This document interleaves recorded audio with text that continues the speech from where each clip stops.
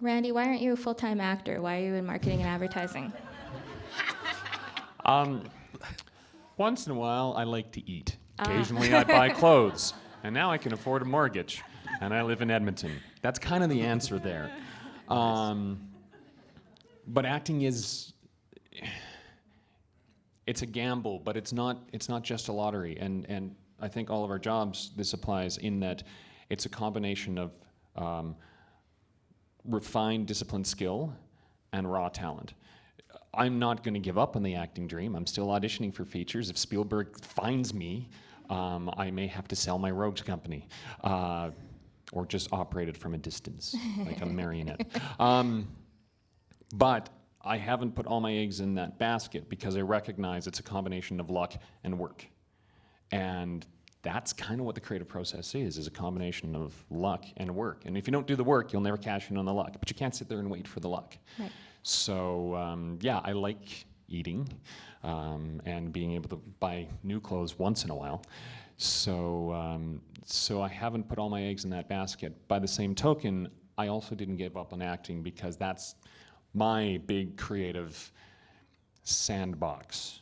And although I can be a little choosy about what I do now, it's almost more important that I do something creative to keep stretching my brain and filling the reservoir that when I'm going to do something creative for a client, I pull from. I'm sure those of you in the creative field, and I'm sure both of you would agree, if you don't have something creative and you're trying to generate creativity for other people all the time, pretty soon the brain just goes dry and there is nothing there. Like the best advice when you're stuck on something is go out and watch a movie. Forget it, leave it behind, because it's a fuel tank and you need to keep filling it. And I fill it by performing. Okay, same hard question for Glen and Sarah. Why aren't you full-time artists? I think we had this discussion too. I was like, have I ever been an artist? I don't self-identify as an artist. I'm definitely an illustrator, but I kind of glamorize this like Renaissance woman kind of. I like doing. There's never been one thing that I liked doing all the time. I remember when I was a kid, like really little, I'd always want to do everything like right now. And I'd be like, yeah, I want to do gymnastics and I want to do piano lessons and I want to go to this movie and I want to play outside. And my mom was like, Sarah, like you can't do everything at the same time. And I was like, damn it, I can. And I feel like I've been trying to prove her wrong for the rest of my life. But I like doing lots of things and they all feed it, like Randy was saying, they all feed into each other. But it's more, I don't do it because they feed into each other. I think it's about following your passion and doing what you love and taking it back to the business side of it. I was going to say this earlier and I forgot, but all my side projects have led to almost all of my full-time business. When people see you doing things you're passionate about, they get excited because passion is, I don't know, it's catching, right? Yeah. So I think the best way to get good business or more business is to do the things you love.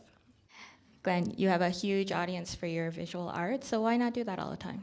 Yeah, for me, I similar to Sarah a little bit there, where I value, like I liked the variety. So I sort of split my time. I spent half my time running Spark and then half the time painting and drawing and that sort of thing. So, and I kind of like it that way. I like the challenge of both, like, and both of them engage kind of a different part of me.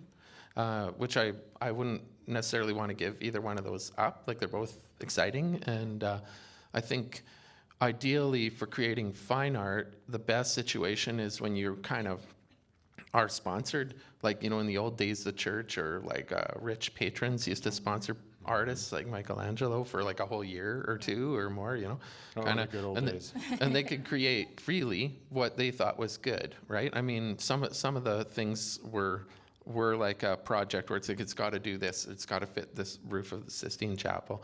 But some of them were things where they had a lot of freedom to create for big blocks of time. And that's when you get, I think, the higher quality art coming up, where you're not always thinking in the back of your mind of, oh, does this pay directly, kind of, is this, so I like not having strings attached to the creating the fine art and just do whatever I want to. And In a way, you've structured it so you can be your own patron. Yeah, I sponsor myself. Yeah.